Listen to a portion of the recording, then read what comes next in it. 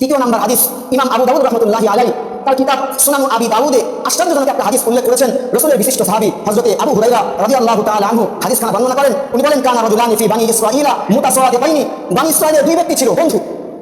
ফাকানা আহাদুহুমা ইউকমিনু, এই দুই বন্ধুর এক বন্ধু সব সময় গুনাহের কাজ করত।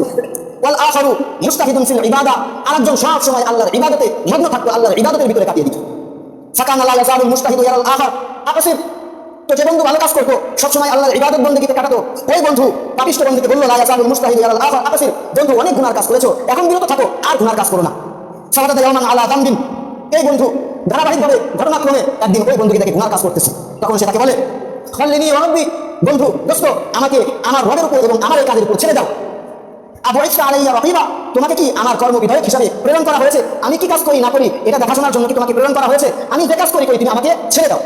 তখন ওই বন্ধু রাগান্বিত হয়ে বলল, আল্লাহি লা ইয়াগফিরুল্লাহু লাকা ওয়া লা ইউদখিলাকাল্লাহুল জান্নাহ, রাগান্বিত হয়ে বলল, আল্লাহর কসম, লা ইয়াগফিরুল্লাহু লাকা, আল্লাহ রাব্বুল আলামিন তোমাকে কখনোই ক্ষমা করবেন না, ওয়া লা ইউদখিলাকাল্লাহুল জান্নাহ, আর আল্লাহ রাব্বুল আলামিন তার জান্নাতেও তোমাকে প্রবেশ করাবেন না।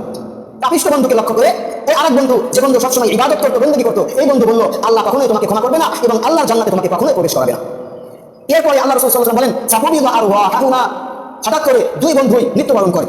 ফাস্তামা ইনদা রাব্বিল আলামিন, উভয় বন্ধু আল্লাহ রাব্বুল আলামিনের কাছে একত্রিত হয়। এরপরে আল্লাহ রাব্বুল আলামিন ওই নেককার বন্ধুকে, যে সব সময় ইবাদত বন্দেগীর ভিতরে কাটিয়ে দিত, আল্লাহ রাব্বুল আলামিন তাকে জিজ্ঞাসা করেন, আকুনতা বি আলিমা, তুমি কি আমার দয়া সম্পর্কে, তুমি কি আমার কৃপা সম্পর্কে অবগত ছিলে না? আও কুনতা আলাইয়া মা ফি ইয়াদি কাদিরা, নাকি তুমি আমার ক্ষমতা, যেমন আমার ক্ষমতা আছে, তোমার কি এমন ক্ষমতা ছিল? তুমি এই কথা কেন বললে যে এই ব্যক্তিকে আমি কখনোই ক্ষমা করবো না, আমার জান্নাতে প্রবেশ করাবো না? তুমি এই কথা কিভাবে বললে? এরপরে আল্লাহ রাব্বুল আলামিন ফেরেশতাদেরকে বলেন, ইযহাবু বিহি ইলান নার, ফেরেশতারা যাও এই ব্যক্তিকে জাহান্নামে নিয়ে যাও। অথচ এই ব্যক্তি সারা জীবন নেক আমল করেছে, ভালো কাজ করেছে, আল্লাহর ইবাদত বন্দেগীর ভিতরে 24 ঘন্টা কাটিয়ে দিয়েছে, কিন্তু একটা অনার্থক কথা বলেছে, আল্লাহ তোমাকে কখনোই ক্ষমা করবে না, আল্লাহ তোমাকে কখনোই জান্নাত দিবে না। শুধু এতটুকু কথা বলার কারণে আল্লাহ রাব্বুল আলামিন এই ব্যক্তিকে জাহান্নামে দিচ্ছে।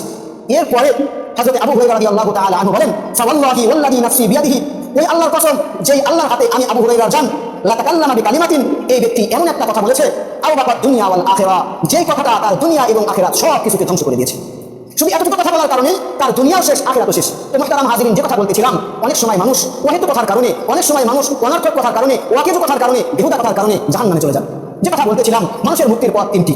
এক নাম্বার, আমলিকা আলাইকা লিসানাক, নিজের জবানকে নিজের আয়ত্তে রাখা। নাম্বার 2, ওয়ালিয়াফাকা বাইতুক, প্রয়োজন ছাড়া ঘর থেকে বের না হওয়া। 3 নাম্বার, ওয়াবকি আলা খাতিআতিক, নিজের গুনাহের উপর ক্রন্দন করা, নিজের কৃতকর্মের উপর ক্রন্দন করা। এই তিনটা হলো মুক্তির পথ। আল্লাহ রাব্বুল আলামিন আমাদের সকলকে এই আমলগুলো করার তৌফিক দান করেন। ওয়া মা আলাইনা ইল্লাল বালাগ।